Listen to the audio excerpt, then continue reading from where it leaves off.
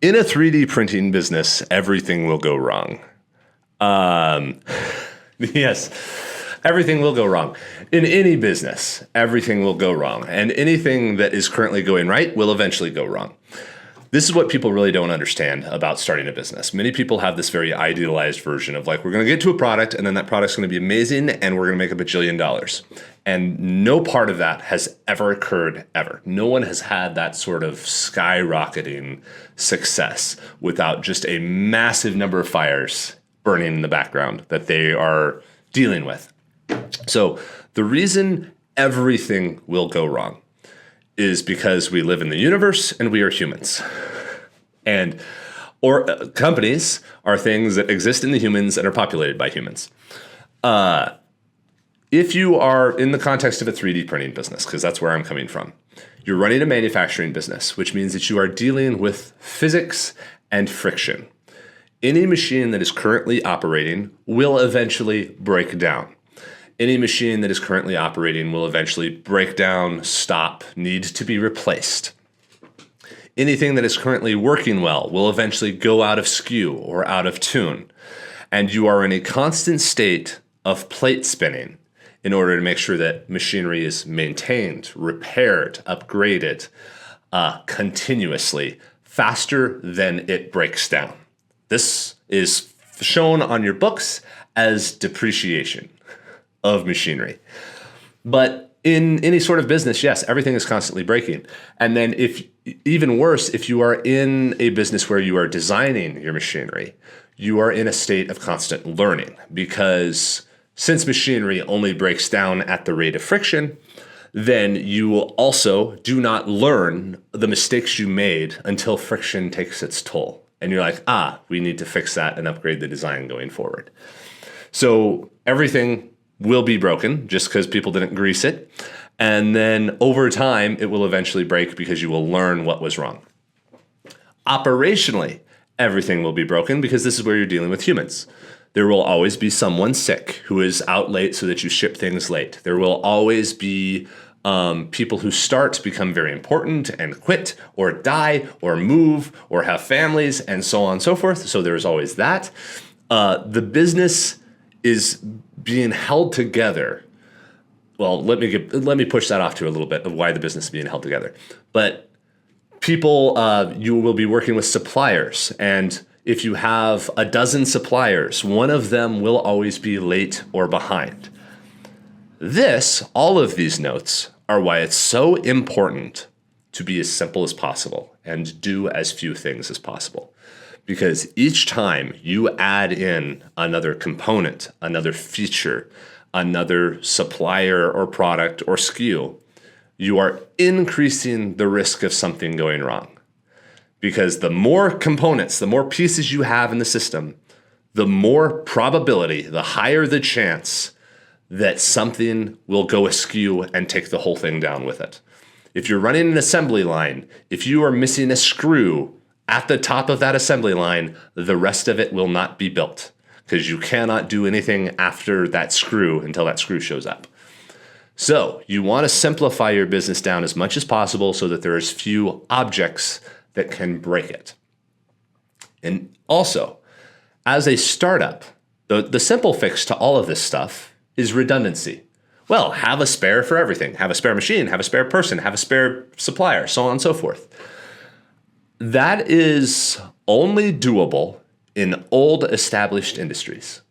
If you are in a startup, or if you are designing a product, or if you're poor, which is again, startup, you do not have unlimited resources in order to create redundancy throughout the entire system. You have to get done what you can get done with what you have. The only thing that you do have slightly, I'm not even going to say slightly redundant because it's not, is time. And this is where small businesses get stuck, because the owner or the founding team starts trading their time to solve these problems. They start saying, somebody's out sick today, I'm going to go do that job, I'm going to help pack boxes. But that means that they're not doing what their job is, which is like bring on investors or improve the product or whatever it happens to be. So all of this rot spreads, and it absorbs other people into it. So, and the only way of getting out of this is either build redundancy, which means you spend more money to get yourself up and over the hump and get past the duct tape to something that is more reliable and operates better and more efficiently, or simplify and cut stuff down, which people really hate to do, because downsizing a company or cutting off a section or killing a product feels like failure or feels like a risk. Because if you have two product categories and this one's doing pretty good and this one's okay, you'll keep the okay one around for a while, even though it causes more problems and just does okay. But you're like, we can't kill it because then this has to carry the whole thing and we have a single point of failure. That's kind of an interesting thing too. It is probably better to have a single point of failure than to have an overly complex system. Because the single point of failure, yes, if it goes down, everything goes down. But in an overly complex system, if anything goes down, the whole thing goes down. And with a really complex system with all the things in it, in a really complex system, you don't know what will go down. You will be surprised by problems all the time. In a simplified system where you have a single point of failure, you can have a person staring at that who knows everything about that thing to make sure that it doesn't fail. So it's somewhat counterintuitive because the auto response of everybody is to build redundancy, and you do, but to build more stuff in order to create more stability. But actually, by creating more stuff, you create more instability because there's just more things that can pop up and break. Whereas if you just do one thing, do it really well, and yes, it may be fragile, much like a ceramic pillar. A wine glass is really, really brittle. It can be broken very easily, but it is also stupidly strong. A person can stand on top of a wine glass perfectly, and it will hold them up so long as they don't bend it. So that really focused intentionality is risky, but it is very strong in its core area. And since you're focusing on it, you should be able to keep it contained and know how it operates so that it does not break. Whereas the large, messy system with a lot of options and ways of paying the bills, which, by the way, I am completely guilty of here in this standpoint. Slant 3D is a 3D printing company. We have to constantly fight against shiny things and opportunities that might be necessary in order to pay the bills. But we have to ensure that they do not increase complexity inside of the organization. Because each time you take a new client, each time you take a new job, each time you build a new machine, each time you add a new system, you are increasing the chance of something breaking. So you need to cut that all down and reduce it and eliminate it as much as possible. Yeah, that stuff. So if you are starting a business, everybody has this presumed idea that you'll get to some answer and then it'll all work perfectly, and that never occurs. Even if you're Apple or the best company in the world, whatever it is, you will eventually be broken, because even if you are really good at what you do, the rest of the world is moving and doing other stuff too. So if you are good at what you do, the world moves on past you and you're good at what you do and you're the best horse rider from 1920 while everybody else is driving cars. So everything is going to break. Everything is going to go wrong. Nothing is going to work as expected. You have to prepare when starting up a business to do everything twice. You try to avoid it, but you're going to eventually do everything 2-3 times or over and over again forever. How do you deal with this? Number one, the failure of a product or system is not the failure of the business or the person. It is an experiment. It is a piece of research. It is something you tried and then you learned from. And then you be okay with that. And then you also have the expectation. You have no expectation. You have no expectation that anything will be successful. And therefore, when it's unsuccessful, it doesn't break you. And then when something is successful, it doesn't give you a big head.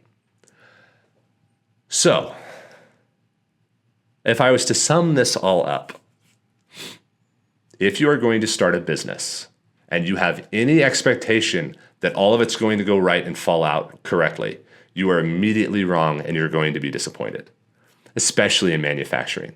You think that you're going to draw a napkin sketch, send it to a supplier or manufacturer, and then the perfect item is going to show up. That never occurs because you don't have a precise enough idea and you don't have enough expertise and you haven't learned and you haven't gone through the iterations. Everything you do will have to be done a couple of times. You're going to hire a bookkeeper to do it because they've always been an accountant, but then they do something weird with you or they retire and quit. Whatever it is, everything will go wrong. And you have to be ready and prepared for that and be willing to just push on through it and keep on rolling and plan for it so that your organization is robust enough to take it. You don't expect that the whole thing will catch fire, but you're ready when it does. You don't hope for it. You don't make everybody walk on eggshells thinking everything's going to break, but you are ready when it does so that you don't freak out when it happens. So, yes, ultimately, if you are starting a business, particularly in manufacturing, but really in any business, everything will break eventually because we live in a world with rot and rust and friction and people. And all of those things contribute to stuff breaking and going wrong, but they also are part of building something really awesome. And it is possible to build something really awesome and learn how to spin those plates so that you create something that's wildly impressive and cool. So that's my notes on that.